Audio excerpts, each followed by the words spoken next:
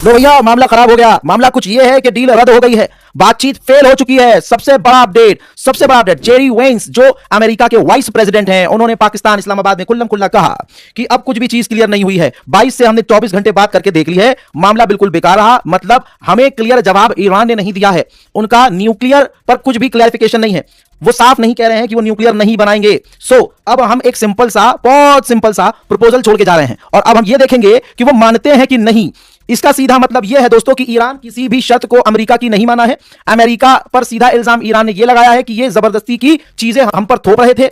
जो डील हमारे लिए मुश्किल थी उसमें ऐसी ये बात कह रहे थे, जो बातें हमारे लिए मानना नामुमकिन है वैसी ये बातें कर रहे थे।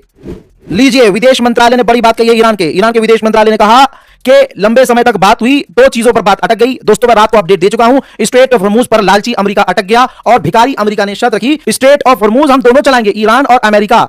ईरान का कहना यह था कि स्ट्रेट ऑफ हॉर्मूज में अमेरिका का कोई रोल नहीं है। तो पहली बात यहां पर फंसी। दूसरी बात, न्यूक्लियर पे फंस गई।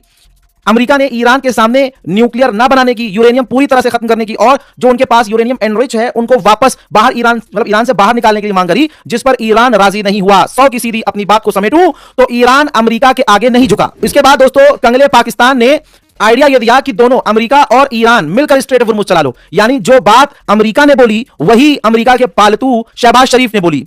शहबाज शरीफ ने कहा कि हम प्रपोजल देते हैं और ये चूरन का चार ऐसे बता रहा था प्रपोजल की जैसे कुछ नई बात लेके आया, लेकिन नई बात लेके नहीं आया। जो अमेरिका ने रखी बात वही कॉपी पेस्ट कर दी इसने और कह दिया स्ट्रेट ऑफ हॉर्मूज ईरान और अमेरिका मिलकर चलाएं। उधर में दोस्तों इजराइल और अमेरिका की बात का जवाब देते हुए चाइना ने सफाई दी है कि हमने ईरान को कोई भी हथियार नहीं दिए हैं। अब आपको एक और जानकारी देता जाऊं भैया, जब से जंग शुरू हुई है 42-43 दिन से, है ना, तब से अब तक स्ट्रेट ऑफ हॉर्मूज से सिर्फ 100 वेसल्स ही क्रॉस किए हैं, 100 जहाज ही निकले हैं। अमेरिका पूरे समय तक झूठ बोलता रहा और सच्चाई यह है कि आज ईरान अमेरिका की शर्तों के आगे नहीं झुका। बातचीत के कमरे में अमेरिकियों का इरादा वो रियायतें हासिल करना था दोस्तों, जो वो युद्ध के दौरान, जंग के दौरान हासिल नहीं कर पाए थे, जिसमें स्ट्रेट ऑफ हॉर्मूज और देश से न्यूक्लियर मटेरियल हटाने के बड़े मुद्दे शामिल थे।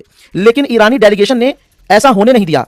यह ईरान की तस्नीम न्यूज एजेंसी ने खुद कंफर्म किया है कि ईरान की डेलीगेशन ने कोई भी बात अमेरिका की नहीं मानी।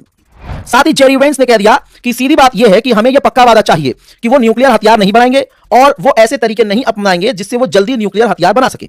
जेरी वेंस ने, यानी अमेरिका के उपराष्ट्रपति ने भी कहा कि ईरानियों के साथ हमारी अहम बातचीत हुई है। यह अच्छी खबर है, लेकिन बुरी खबर यह है कि हम किसी भी समझौते, डील, एग्रीमेंट पर नहीं पहुंचे हैं और मुझे लगता है यह अमेरिका से ज्यादा ईरान के लिए बुरी खबर है। अर्थात यह साफ इशारा है कि जंग दोबारा से शुरू होगी। अगला ब्रेकिंग न्यूज में इतना ही, जल्दी से शेयर कीजिए। जय हिंद।